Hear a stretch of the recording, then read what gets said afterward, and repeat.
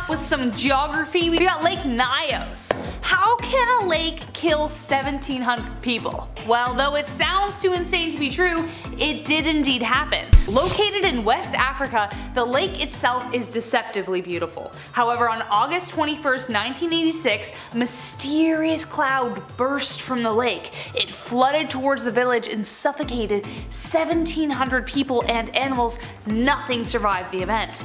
The reason this happened is because beneath the water there is a pocket of magma that leaks carbon dioxide into the lake. The CO2 stays dissolved in the water due to the pressure of the 650 feet of water on top of the magma secretions. Crazy, so kind of like a pop bottle with an invisible lid. Until one day, that lid popped. On that day, the lake abruptly depressurized and the CO2 exploded into the air, causing the devastating event. Today, pipes are used to siphon the CO2 out from the bottom of the lake in order to prevent this from happening again, but imagine when it did happen, it must have felt like some kind of magical grim occurrence.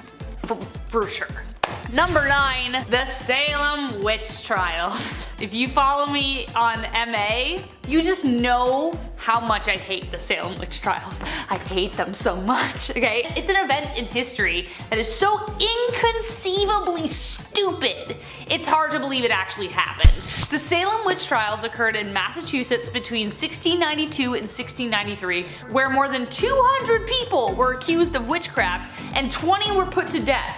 It all started because the daughter of Reverend Paris, Elizabeth, who was 9, and his niece, Abigail Williams, same age, started having fits. Another girl, Ann Putnam, age 11, started having them as well. The supernatural was blamed and soon the girls began accusing everyone they could, mostly people the town didn't like. Basically, if you confessed and you wanted to be saved, then you weren't executed, but if you were accused and didn't confess, you were killed. The paranoia was so bad that once you were accused, you couldn't escape this guilt they put on you. It was insane. But after the paranoia finally subsided, the colony admitted that they probably made a mistake and compensated the families. Like, yeah, oops, might have gotten a little carried away there. Wow, whew, I got excited, sorry guys. Here's some money. The Salem Witch Trials today represent what happens when paranoia rules a courtroom and the whole thing still beguiles the world even 300 years later. Number 8. Unsinkable Sam. On a happier note, this is the kind of story that makes people believe that cats have 9 lives. Unsinkable Sam was the nickname for a cat who survived several shipwrecks during World War II. His tale begins aboard a German warship called the Bismarck. Among the 2,200 soldiers was a black and white cat that somehow snuck aboard. One day, the Bismarck was decimated during an attack, and while the HMS Cossack was looking for survivors, they saw Oscar the cat, name at the time, seeking refuge on a plank, like Jack from the Titanic. They hauled him aboard, but then several months later, the Cossack would be decimated. That's shipwreck number 2. This time it was the HMS Ark Royale who spotted him and was then dubbed the name Unsinkable Sam. And then, shipwreck number 3. Months later, as you can guess, the Royale was torpedoed, and once again, Sam was saved by the HMS Legion of the British Royal Fleet. Finally, this seafaring feline retired to land and later died in 1955. Number 7. Nellie Bly. Nellie Bly is a woman right out of a Jules Verne novel. In fact, you would think so if she hadn't met the man himself. In 1889, Nellie Bly took on a record-breaking voyage by traveling around the world in just 72 days. Her means of travel included a train, a steamship, a rickshaw, horse, and donkey. Her goal was to beat the fictional record set by Verne's hero Phileas Fogg in his 80-day Odyssey. An event like this already appeared as a myth to the men of the time. Her editor at the New York World nearly refused to send her because her gender would make the trip impossible. No one but a man could do this, he told her. Very well, she replied. Start the man and I'll start the same day for some other newspaper and beat him. He backed down and eventually Nellie was on her way, turning fiction into reality. Number 6. The Black Museum. No, I'm not talking about the Black Museum episode of Black Mirror, but honestly, not too far off. People have done some pretty vicious things to their enemies. There's a long list, but imagine turning your enemies into a permanent dinner guest.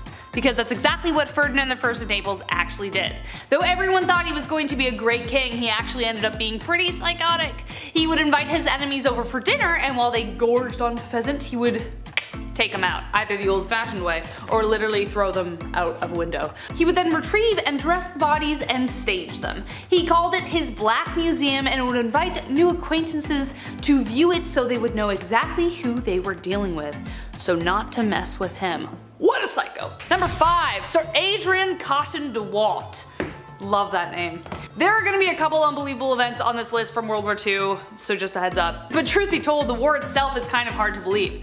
Sir Adrian Cotton de Wart was not only a man who survived the impossible once, but he made a career out of it. He wasn't like your Blackadder general in the back with a pipe. This dude was on the front lines tossing grenades with one arm because he already lost the other. He served in the Boer War, World War I, and World War II. He survived being shot in the face, skull, hip, leg, ankle, and ear.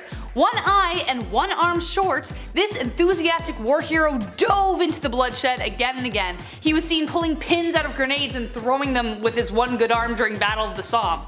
But even as a 60-year-old man, he was still a beast. His plane got shot down in April 1941, he crashed it into the Mediterranean, survived, swam all the way to shore, then he got captured by Italian soldiers, thrown into a POW camp, then he escaped, eluded capture for 8 days, but unfortunately the lack of Italian looks gave him away. He was released 2 years later and Churchill was such a big fan of him, he made him his rep over in China. He ended up passing away peacefully at age 83.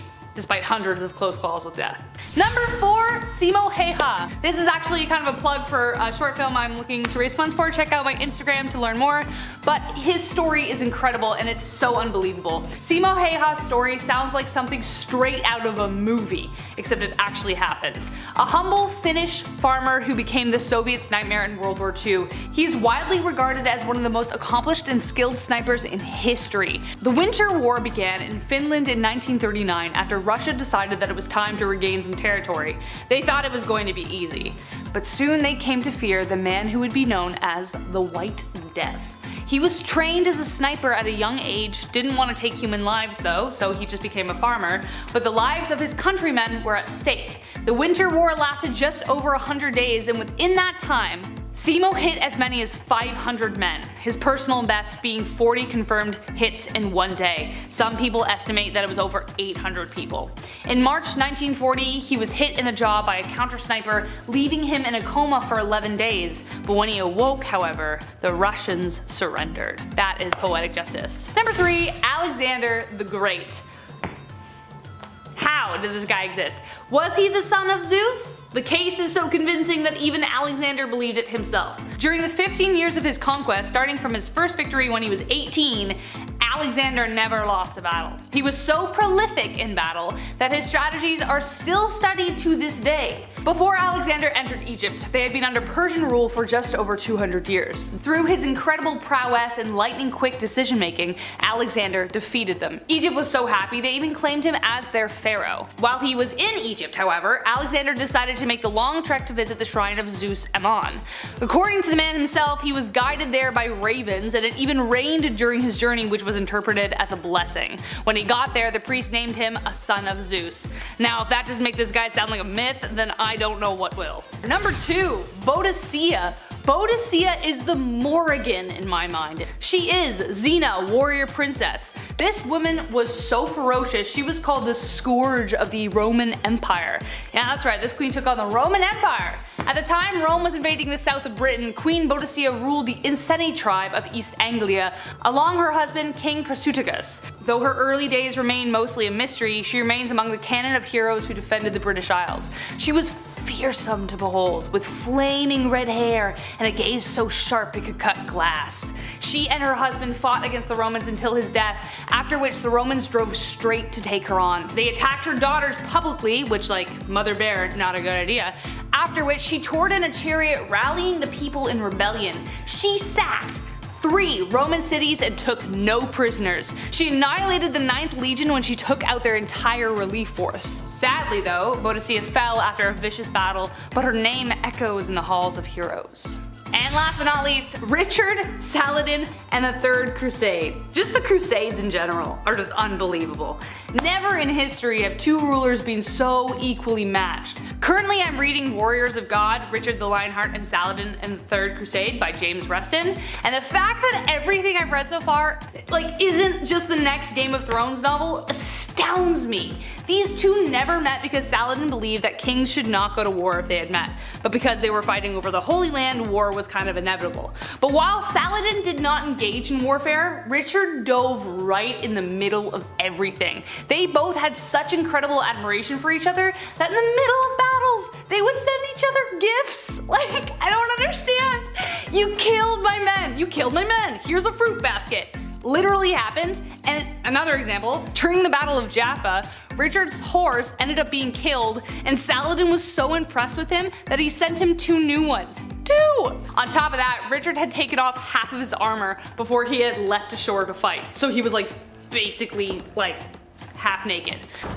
Eventually Saladin tried to have him assassinated, but Richard was so ferocious in battle that everyone feared him. The dude was pretty much a human bulldozer. The 2 assassins ended up waking up the camp because they were fighting about who should take the guy out. Guys, please vote for a video about the Crusades because they were freaking wild and I don't understand them. Number 10, the Papal Schism, or Schism, who knows. Suffice it to say that the Pope is a pretty big deal in the Catholic realm of religion, pretty much the CEO of loving Jesus the most, but it is also a position of immense power, which means there is a lot of competition for the next one in line. Usually there is one reigning Pope at a time, but at one point there were 3 because there was so much rivalry. Between 1378 to 1417, there wasn't just 1, not 2, but 3 rival popes, each with their own following of Sacred College of Cardinals. After 70 years of Pope Clement V living in Avignon, France, the Roman populace wanted a pope that was at least Italian. Can we just get an Italian? When Pope Urban VI was elected, he proved so hostile that a bunch of cardinals went back to France and elected their own pope because the other one didn't count. They didn't like him. He thought he was voted in because people were afraid. They probably were. They elected Clement VII, who lived in France, so now there were 2 popes. 2 popes, as you can guess, had a disastrous effect on the church, so people were like, okay children, if you can't play nice, either both of you resign or we will pick one for you. The popes refused to concede because they were like, no, I want to be pope. So cardinals arranged the Council of Pisa and elected a 3rd pope, because that'll solve everything, Alexander V, who succeeded John the 23rd. John formed the Council of Constance, then was kicked out of papacy by said council. Then the Roman Pope, who is now Gregory XII, resigned the Avignon Pope, who was dismissed. Eventually, the whole schism ended when Martin V was elected in 1417. It's just so confusing. I feel like I want to vomit. Too much popes. On number 9, Bone Wars. The early days of paleontology were intense and pretty cutthroat. Since this was a relatively new science with a plethora of things to discover, so many researchers set out to learn and find as much as they could, and this created a lot of rivalries since everyone wanted to gain notoriety for their findings. The competition was intense, but nothing could ever measure up to the rivalry between Othniel Charles Marsh and Edward Drinker Cope. These 2 rival paleontologists did everything in their power to throw each other off or to disprove them, and the lengths that they went to accomplish this was almost unbelievable. Both of them took off to Montana and Utah to dig up as many fossils before the other guy did, but they just didn't stop at digging. They each hired spies and saboteurs to get in the way of others' work, and they even tried to pass off fake skeletons as well. This is where we got the Brontosaurus controversy. One of the scientists had discovered the dinosaur known as Apatosaurus, and so the other one had to one-up him and introduce his own species named the Brontosaurus. The only problem with it though was the fact that it was a skeleton of the same dinosaur but with an intentionally placed skull from another dinosaur. It was a fake. This back and forth was intense in the scientific community and made for some pretty unbelievable stories. Number 8, the Man in the Iron Mask. It is kind of crazy that this story actually exists, and it could be nothing. It could have been some dude who had syphilis who didn't want anyone to see his but the world remains convinced that he was more than he seemed. The movie, The Man in the Iron Mask with Leonardo DiCaprio, John Malkovich, has one theory that the man was actually the twin brother of the king. But the true identity of the Man in the Iron Mask remains a 350-year-old mystery. But it happened! In 1669, a man was arrested and put in prison for 30 years and was held in the infamous Bastille prison in France until he died in 1703. He was never seen without a black velvet mask or an iron mask. It's also described. No one knew who he was or for what possible reason he was put in there. The likes of Voltaire and Alexander Dumas tried to speculate who he was, and more recently Paul Saninio, a professor at the University of California, believed he was Eustache Dauger based on prison accounts and the guard. Dauger was in the prison at the same time as the masked man and was once transported in a chair covered so people wouldn't see him. But still, nothing has been confirmed, and I just think it's really cool and I like the speculation. At number 7, Valentinian I.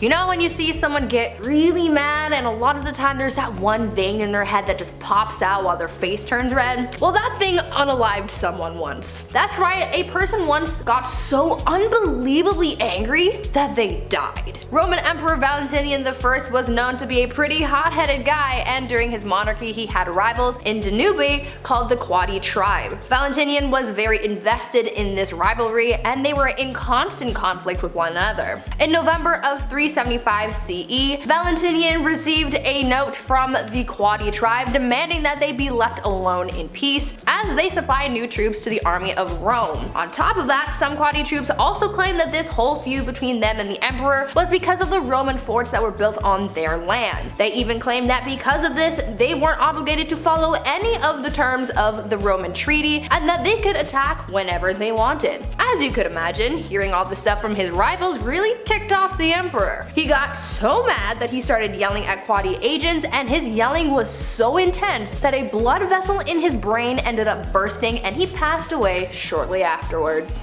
Number 6, the Great Emu War. I thought this event was a joke for like a very long time, but like many on this list, it actually happened. It all started in 1932 when a large emu population began devastating farms. Many of the farmers were ex-soldiers, and after the devastation persisted, petitioned for military aid to defeat the pests. Keep in mind that emus can grow as tall as like 6.5 feet and have really sharp claws. They're fierce. We didn't know how fierce until the Minister of Defense, George Pierce, deployed troops and expected to eradicate the pests, I don't know, very quickly. But they were in for a surprise. They vastly underestimated these killer cunning birds, as they soon proved impossible to hit with machine gun fire. They just like barreled forward like Superman getting hit by bullets. Like they were like, it didn't even matter. They would get hit and then just keep running. They were so fast that even their vehicles couldn't keep up with them. It's so funny. Within a week, the military gave up and they killed only like 50 to 200 emus out of like 20,000 of them. George Pierce earned the title of Minister of the Emu War. What a way to go. Eventually they did try again later that November, which resulted in 284,700 deaths of emus between 1945 to 1960. But dang, that is some pest control. But we all know that girl on TikTok who has like emus and she like puts her hand out when they try and hiss at her.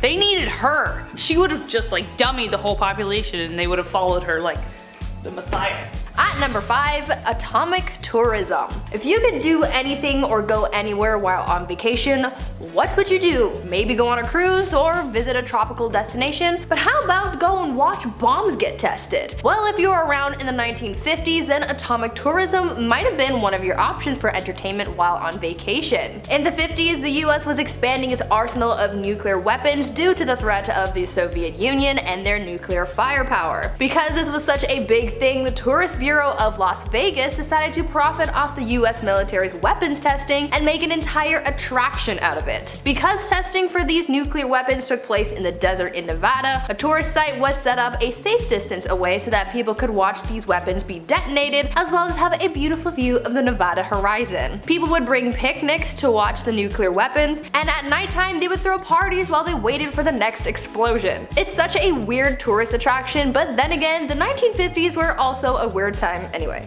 Number 4, Agent 355. So they are actually making a movie inspired by this one because of course it would make a great movie. Move over 007, there is a new agent in town and I smell an excellent film legacy brewing. After a hasty retreat made by George Washington leaving more control in British hands, he needed to come up with a stealthier way to retaliate. Thus, the Culper spy ring was born. This intelligence operation was so good at keeping secrets, some of the identities of the spies were never revealed, especially the identity of Agent 355. 355. Not even Washington himself knew who was working for him or who was 355, but we do know that they were a female agent, a spy of expert skill. It was because of her that the head of England's intelligence, Major John Andre, was arrested. Notoriously handsome and debonair, 355 could have been any of the women that fawned over him at parties, gathering his secrets. One secret in particular was his plan to sell West Point to the British. After documents pertaining to his ordeal was uncovered, he was arrested and condemned. But as to who would be directly thanked for this capture was unknown. The only other suspected fact about her was that a female spy was reportedly killed on a prison ship in 1780. Of course, there are theories regarding her real identity, but Agent 355 was so good at her job that who she was and what else she did would be taken to her grave.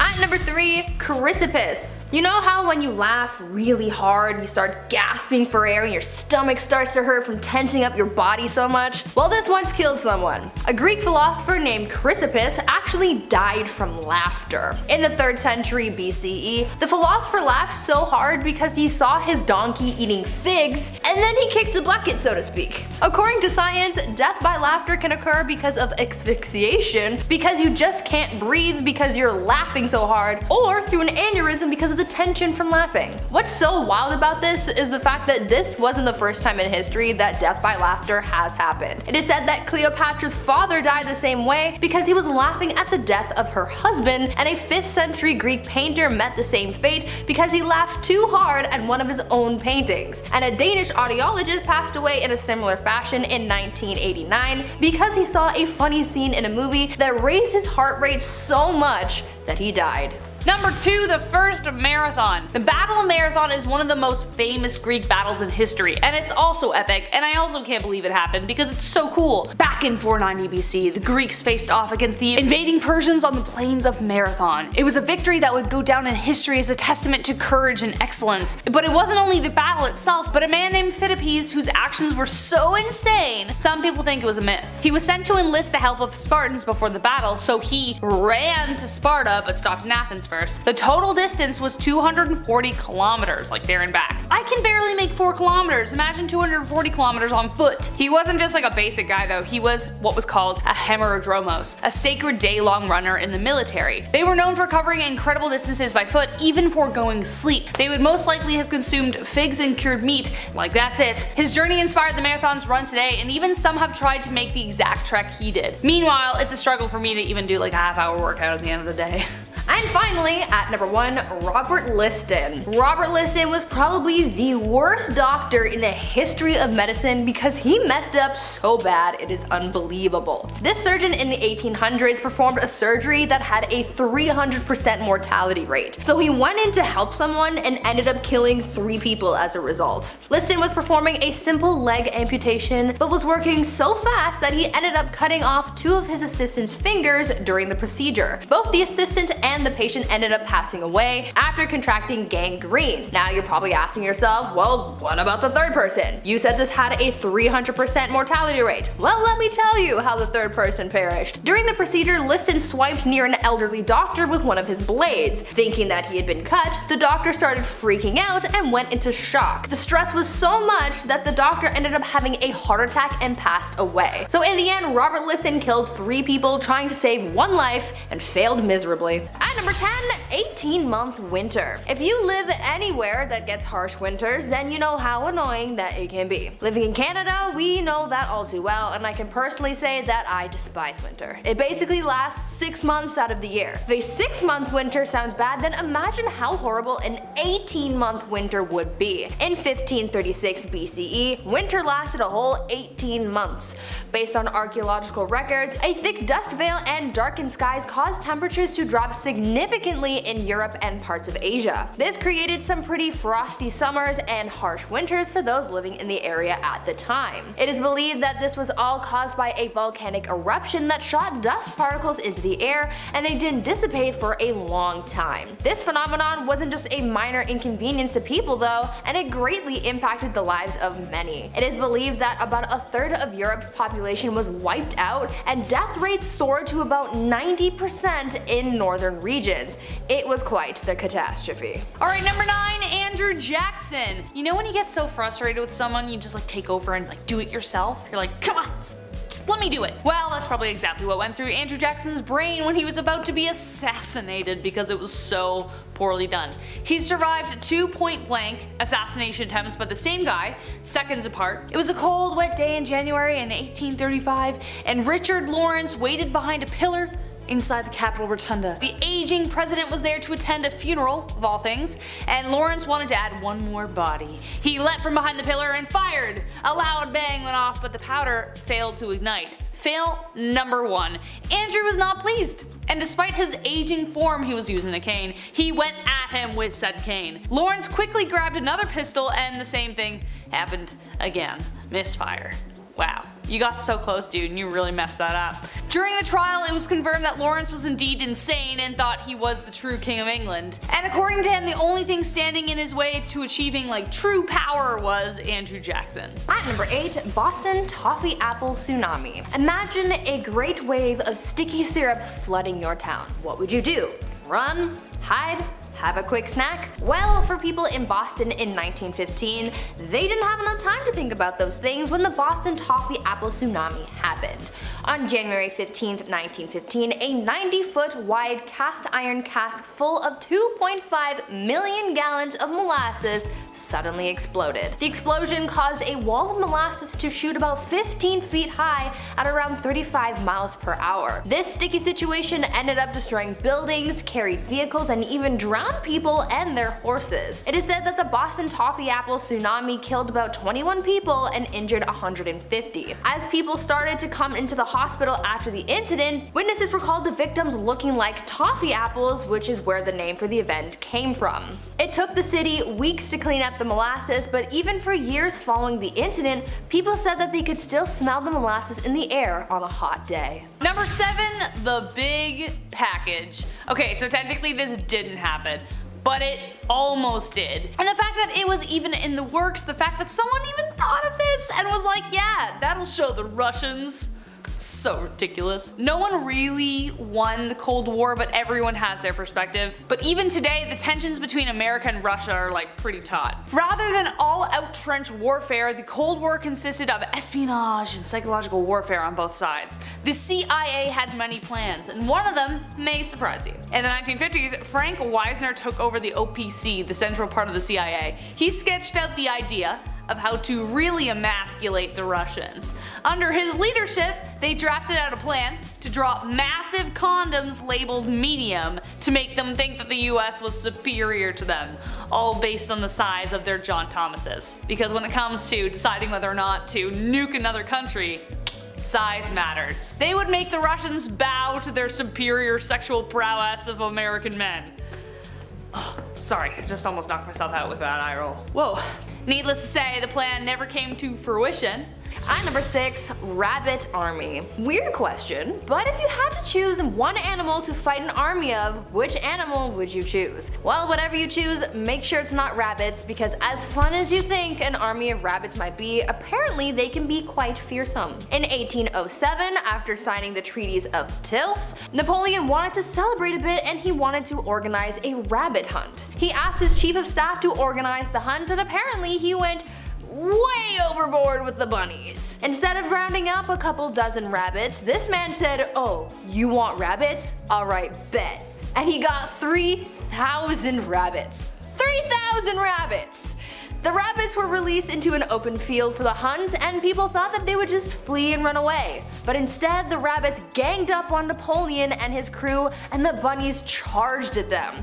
But don't worry, these bunnies didn't have a vengeance. They were just trying to make friends. You see, the chief of staff ended up getting tame farm rabbits, and they were already used to humans, so they just wanted to say hi. But could you imagine those first few moments of having 3,000 rabbits chasing after you? Alright, number 5, the Great Whiskey Fire. Now we talked about the molasses explosion, this is kind of similar, but also I can't believe it. I love when bartenders set your drink on fire like they're magicians, but the Great Whiskey Fire is nowhere close to an outstanding whiskey sour dressed up in a coupe. In Dublin in 1875, 5,000 barrels of whiskey were ignited and made a river of fire in the streets of Dublin. The fire started at Malone's Malt House on Chamber Street, where the barrels were being stored. Once the fire touched the barrels, obviously they exploded into a whiskey lava river of death. Unless you love a hot toddy, that molasses. I know a hot toddy's made with rum. You could also use whiskey. Anyways, all you could basically do was run. It was like, it set fire to everything it touched. Water, sand, gravel were all useless against it, so Captain James Robert Ingram, the head of the fire brigade, suggested horse manure, and miraculously that worked, but imagine the smell. It was the most destructive fire in the history of Dublin, and 13 people died. As terrifying as this sounds, no one died from burns or suffocation from smoke inhalation. As the city was succumbing to the fire, crowds gathered around the pool of whiskey with pots, pans, hats, and boots to collect some for themselves. The people that did die died because they got alcohol poisoning from drinking the contaminated whiskey from the street. I shouldn't laugh at that, I'm sorry. You can't make this stuff up. It's one of the reasons Irish and whiskey go hand in hand. I mean, what? Don't drink whiskey that's a lava street covered in horse manure. Don't do that. At number 4, blue eyes. The 1986 Chernobyl disaster is one of, if not the worst, nuclear disaster in history. The explosion was caused by a flawed reactor that was being operated on by inexperienced workers. The initial disaster took the lives of 31 people, and almost 500,000 people were evacuated from the area. So many lives were affected by the disaster and the intense nuclear radiation. The firefighters who battled the fires from the explosion were some of the most affected by the radiation, and it's almost unbelievable what happened to their physical appearances because of the exposure. According to records, their skin started peeling off and their eyes turned bright blue. One of the Chernobyl firefighters who was affected by the nuclear radiation had his eyes go from dark brown to light blue. He was so heavily affected by the radiation that when he was buried, he was put into a coffin sealed with zinc to counteract the radiation. Alright, this one's super cute and you might die, so get ready. Number 3, Sergeant Stubby. I already know this movie is gonna make me cry. Dogs, man. If dogs are in movies, I'm done. We really don't deserve dogs, okay? We don't. Sergeant Stubby was actually a real heroic doggo. While training for combat in 1917, Private Robert Conroy found a little brindle puppy with a short tail. He named him Stubby, and little did he know that he would become a decorated war hero. Stubby became their mascot for the 26th Yankee Division 102 Infantry. He learned bugle calls, the drills, and even like a little doggy salute. He would lift his right paw and just salute his head, and was the only animal allowed at camp. Conroy snuck him aboard the SS Minnesota, and the crew was won over by him, obviously because he was so cute. How could you not? They brought him to the front lines, and Stubby saved life after life. He woke soldiers during a gas attack, he rescued fallen soldiers on the battlefield by following the sound of English calls. He could distinguish the languages, even captured an enemy spy. After this incident, he was promoted to Sergeant Stubby. Because how can you not? He captured an enemy spy, he did his job. Sergeant Stubby served and survived 17 battles, staying with Conroy even until after the war. He finally passed away in 1926, his service complete.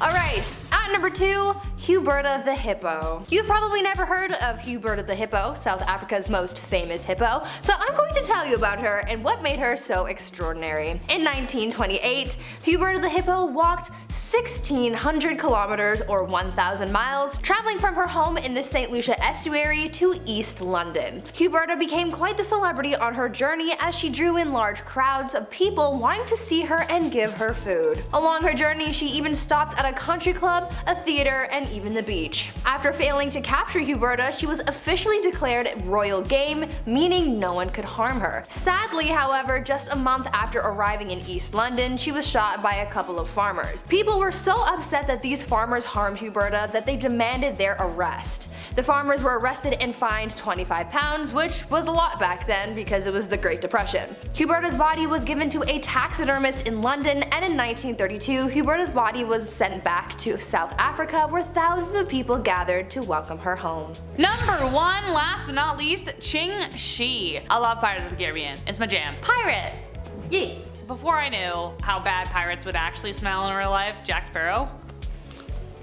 Loved him, but really couldn't get like 6 feet next to him. He would have smelled so bad. But a movie series seriously needs to be made about Ching Shih. Her story is incredible. She became known as the Terror of South China due to her massive fleet of over 50 to 70,000 pirates. She started out working as a woman of the night until one night she met Ching Shih, the pirate captain who ruled over the Red Flag fleet. The captain proposed to her and she said yes under the condition that they would share the power of the fleet and the plunder. Together, they launched a fleet of over 1,800 ships. They were highly organized, ruthless, and disciplined. Sadly, 6 years into their marriage, her husband died, leaving Ching Shih alone to rule. She ran a tight ship, handing out fierce punishments to all those who disobeyed her orders. She was strict with her prisoners, keeping her men in check should any woman be taken in. Should they take a wife, fine, but they had to remain faithful. If they didn't, well, dead. If they took a woman against her will, dead. Any who deserted would be hunted down and tortured, then killed.